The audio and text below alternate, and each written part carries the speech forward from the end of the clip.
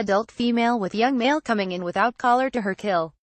Mark ElbrochPantheraScience supposedly solitary pumas actually hang out with their fellow big cats quite often, frequently coming together and hissing and snarling before settling down to share a delicious elk carcass. That's the startling discovery made by scientists who recently tracked 13 pumas, also called mountain lions or cougars, and set up cameras at kill sites. They recorded dozens of peaceful social interactions between these elusive felines. Pumas can live for more than a dozen years in the wild and have huge home ranges that can stretch for hundreds of miles.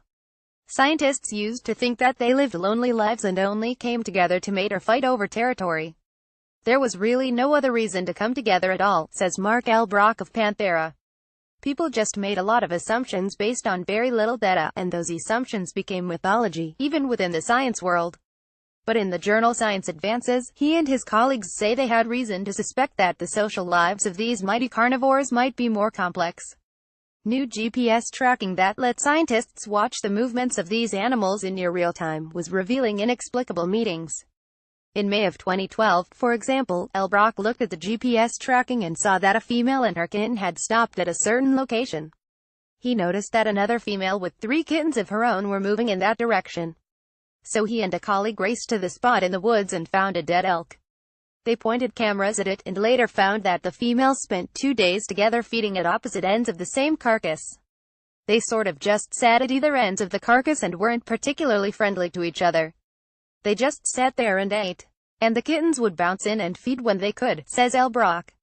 I can't explain how exciting it was for me to capture, for the first time, an interaction between adult mountain lions. It was just so different than what I expected to happen. Mother and daughter pumas show affection. Mark ElbrochPantheraScience, and it turned out to be a common occurrence. When they followed 13 of the big cats from April of 2012 to March of 2015, they learned that every single cat participated in food sharing. All the mountain lions participated, says Elbroch. That in itself was shocking. Their wasn't alone mountain lion that didn't interact with anybody. In winter, the cats seemed to get together with pals over a meal every couple of weeks, in feeding episodes that could last for days. We found very clear, very interesting patterns to who shared with who, says Elbroch. The most dominant was direct reciprocity. If a mountain lion shared with another, the recipient would later return the favor. What's more, the mountain lions generally seem to organize themselves into a couple of small communities defined by the territories of 2 dominant males. Cats within these areas socialized more frequently with each other than with outsiders. All of this, says Elbroch, completely redefines what we know about mountain lions. The study found that males, in general, received much more free food than they shared with others.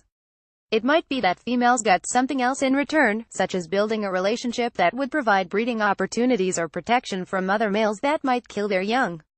Given that mountain lions have a complex social system apparently built on reciprocity, Elbroch says this raises the question of whether other solitary carnivores do as well.